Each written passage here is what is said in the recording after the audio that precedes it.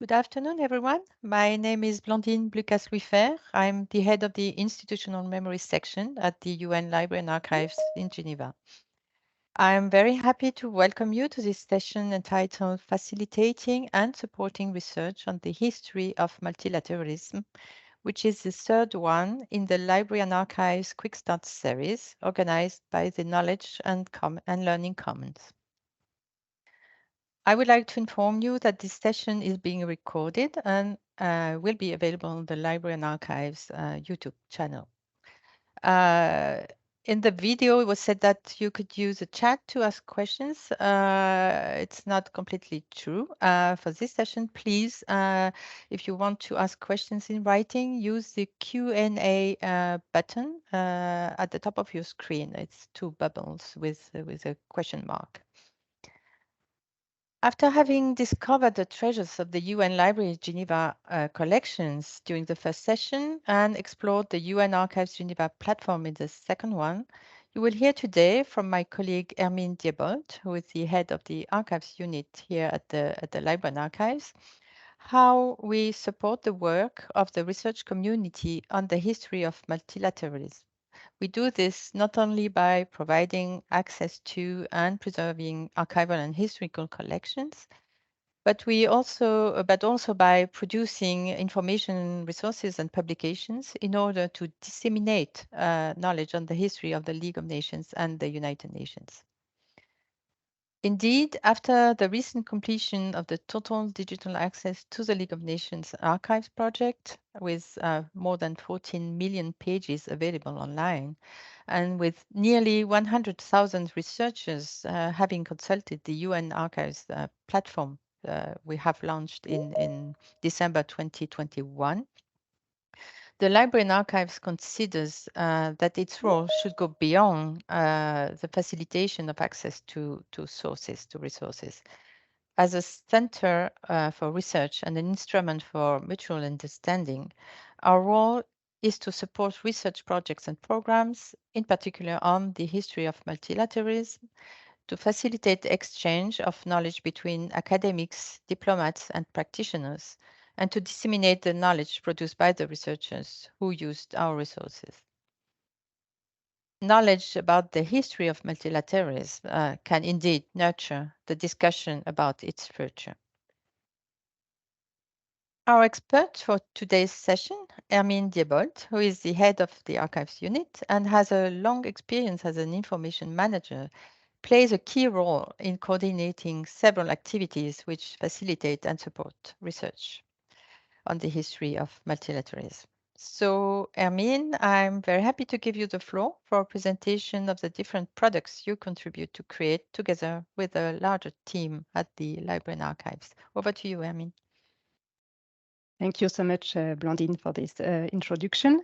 And indeed, as you were saying, we are here to provide access to the archives online and in the reading room.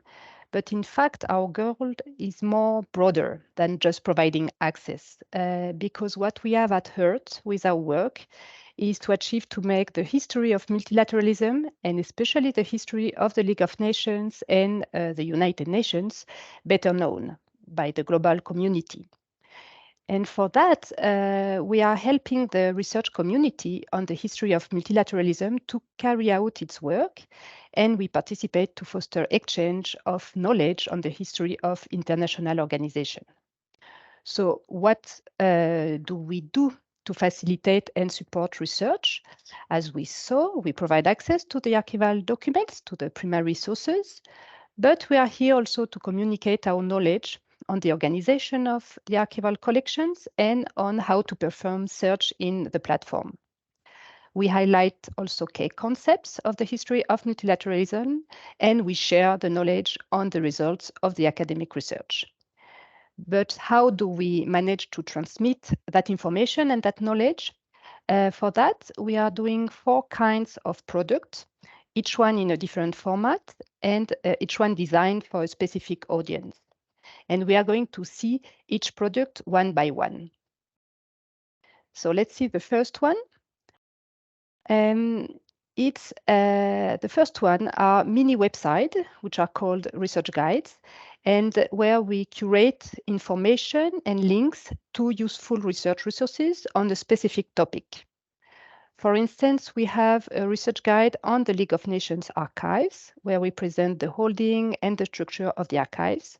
We provide access to some catalogs and guides, and we offer also a selection of primary sources and links to useful databases and online resources.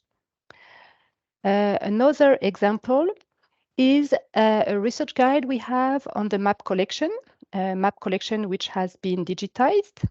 More than 20,000 maps are now available on the UN Archive Geneva platform. And this research guide explains how, why, and when the collection was constituted and how to perform search on that specific collection. And also the research guide gives information on the copyright to use the document. We have also a research guide on multilateralism, where we have developed a specific tab about the history of multilateralism. There you will find a definition of the concept of multilateralism and information on the origins of contemporary multilateralism from the League of Nations to the United Nations. So until now, our team created the research guide, but the last research guide we have made has another format because for that one, we collaborated with an academic partner to create a research guide on the Secretariat of the League of Nations. And this guide is divided into specific topics, which are written by different specialists. And each section provides fundamental concepts and key personalities, archival material, additional resources, and even you will find bibliographical references. In that case of this research guide, we wanted to give voice to the academic community at the same time as we wanted to expand the access to information resources to all the public that could be interested. For the research guide, the target audience is the students and the young researcher, but the research guides could be also used by confirmed researcher as bookmark of principal resources on specific topic. Let's see now the second format, which is books, publications, because the Library and Archive publishes books under its UN historical series. And here we contribute as an editor to the literature on the history of multilateralism and international organization. And we publish the result of research done by academics that have used the League of Nations archives to realize their research. With this publication, we are also participating in dialogues on the politics and policies of the UN today, because in a way that draws upon lessons learned from the historical predecessor of the UN, which is the League of Nations. In these publications, we are presenting advanced information on a specific topic, and that's why the target audience is mainly for the academic community. But of course, anyone who is interested in the publication can enter in the topic more in depth. That could be very interesting. 3 volumes have been published so far. The last volume is in French and is entitled Geneva, Cradle of the League of Nations, and it will be soon available in English. On the pipeline, we have a volume on communicating the League, on the work of the League of Nations information section. All the publications are freely available online, and at the end, you will have a link to be able to consult the publication. Third product and third format, we realize online events with our HiStories series. This series is produced within the Common and Learning Commons, the Knowledge and Learning Commons, and the episodes are 1 hour long and bring the audience back to the time of the League of Nations to explore some surprising or fascinating documents on multilateralism from our collections. And also we are highlighting some key concepts on the history of the multilateralism. The series is designed more for a broad audience who want to discover a specific topic, and the speakers in the episodes are experts in their field, and they come from the academic world or the UN. The next episode will be held in June, and it will explore the differences and similarities between the League of Nations and the UN. And the previous episodes are available online on the Library and Archive YouTube channel. The last episode we did was to mark the 100 years since the establishment of the International Committee on Intellectual Cooperation in 1922 by the League of Nations.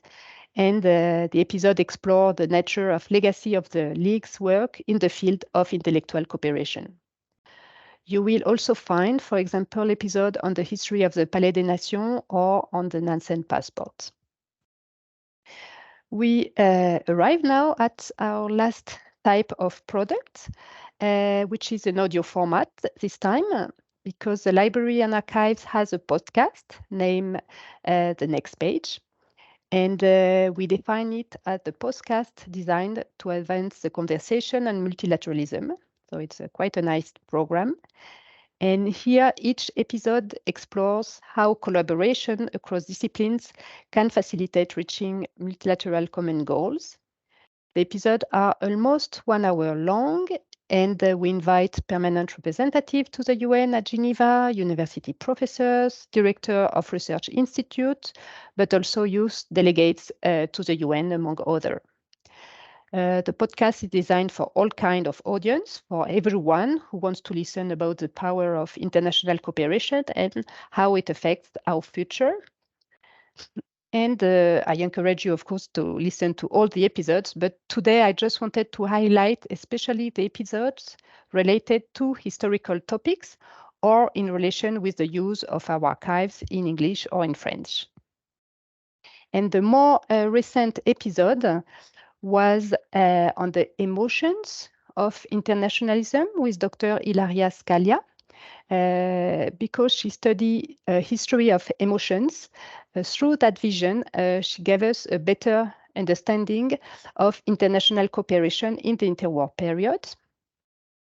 We have also another episode with Professor Sandrine Cotte with Blandine in French, and where they explore what the research on the international organization can reveal about the Cold War period. They talk about the importance of archives in the analysis of history, as well as what the archives show about the origin and the work of multilateralism. I give a last example, but you will find a lot of other episodes, of course.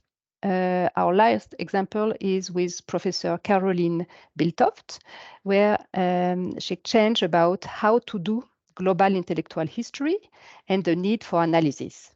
And in that podcast, she talks about her book, which is called Violent Peace, Media, Truth and Power at the League of Nations. So really don't hesitate to read, to consult, to watch or to listen to what has been done until now. I'm pretty sure you will find a topic of your interest in an appropriate format for you. And you will find all the links to the product mentioned today on the archives webpage of the UN Office at Geneva website in the related info section and in the tools and services sections. You will have the link in the chat. And please subscribe to our newsletters if you want to be informed on the next research guide produced, the next publication available, the date of the next HiStories or the next podcast episode. Finally, don't hesitate to contact us if you have any question or any proposal of collaboration. As we said, we are here to help, to foster, to impulse the knowledge and the research on the history of multilateralism as a whole, hoping that all these ideas and knowledge shared will contribute to shape the multilateralism of the future. Thank you for your attention. And before going to the Q&A session and receive your question, we are going to ask you one question.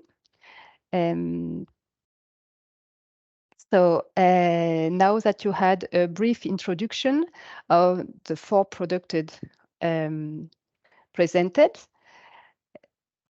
we want to ask you which one of these products you will be interested to consult or to read if you want.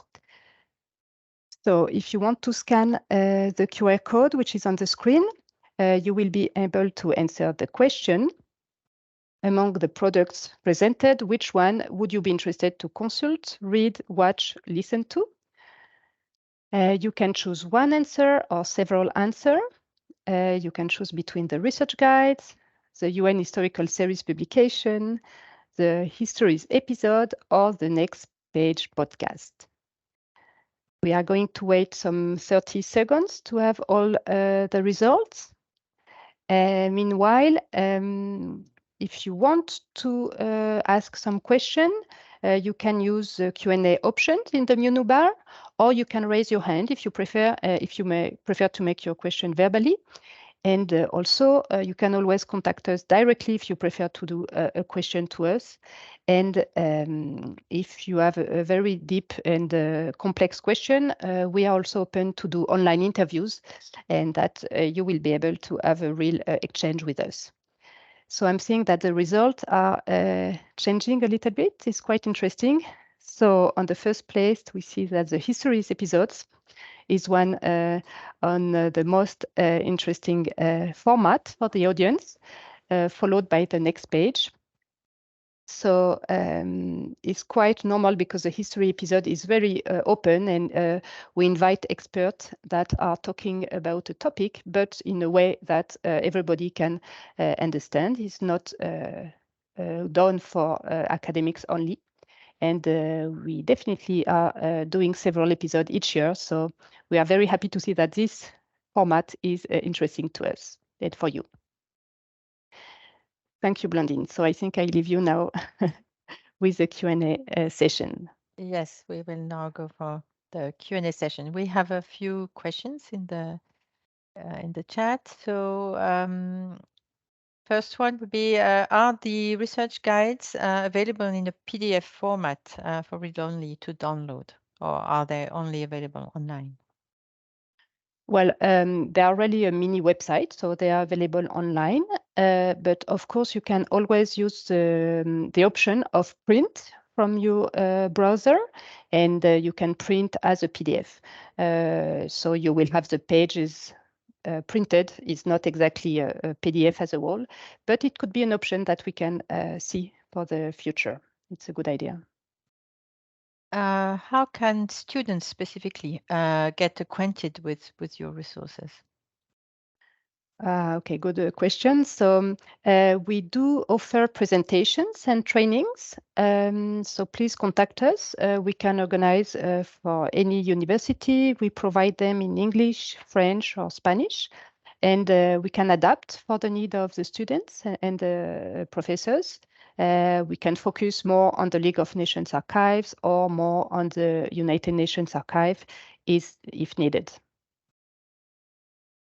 So we have a question about, I think you mentioned that we provide a service of online interviews with researchers. And so how is it organized, and what is the procedures if I want to be interviewed by an archivist and have an interaction? How do I proceed?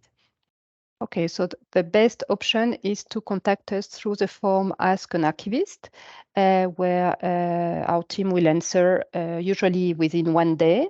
And then we will offer you some option to do an online interview. We will send you a link through the Teams application, and you will be able to do the real question to the archivist as if you were in the reading room, but in online format. A question about the UN Historical Service publications. Are they available online? Does an e-version exist of these publications? So they are available online on PDF. You can directly download them from our global search catalog. So you will find the link on the archives page. And if you need another version, you can also go on the shop.un.org, which is the page of the UN publication online, where you can obtain other options of format to read the book. Another question about publications, and specifically about the last one you mentioned, Genève, berceau de la Société des Nations. You said it will be available in English. So when will it be available in English? So it should be published for the fall. It should be available online, and you will be able to consult it because this book has received quite a lot of big interest, and because of the French, we thought it was a good idea also to offer it in English to the public to understand why and how Geneva has become a hub of multilateralism since 100 years ago. Question about the podcast series. So where can we find the next page podcast? Where can we listen to it? Okay, so here also on the archives webpage of the UN Office at Geneva website, you will find a link to the podcast on several parts of the website. Also, if you type in Google, if you type the next page podcast, you will find the link directly to the list of the episodes. Now I think one last questions and how to get informed about our next event. Okay, so in the archives, we have a newsletter, the archives, UN Archive Geneva newsletters, where you can find the link also on the archives webpage. There you will find information on our events, the future and the past one, and also on the publication and a lot of topic related to also digitization. And you can also subscribe to the newsletters of the Knowledge and Learning Commons, where you can find directly information on all the history series episodes. Thank you, Hermine. Thank you. So that's it for the questions in writing. But if anyone would like to ask a question orally, please raise the hand, and then we can interact with you if you prefer. No? No question to be asked anymore? So we still want to hear from you, but this would be about this session. What did you think about it? So as you can see on your screen, you can scan the QR code and then you will get to a feedback form. And it's very important for us to get your feedback because we want to constantly improve our services, and it would be very interesting for us to know what you thought about this session, what you liked, what you didn't like, suggestions for improvement. So please scan the QR code and send us a feedback form. So our session is coming to its end. I would like to warmly thank Hermine for the excellent presentation, as well as the whole Knowledge and Learning Commons team who has been working very hard behind the scenes to make this event possible. And thank you so much to everyone for joining us for this session. It's not the last one session in the series, in the Quick Start series. I invite you to attend the next one on Tuesday, the 2nd of May. It will be on conference primers, and you will hear how the library and archives can support your daily work related to all official meetings in Geneva. I also very much encourage you to come in person to the Library and Archives on the 9th of May at noon for a workshop where all 5 experts of the Quick Start series will be available for your specific questions, for mini demos, for creating accounts, etc. So we very much would like to meet you in person on that day. And we also hope to see you at the next 2 sessions. And I see you soon. Bye.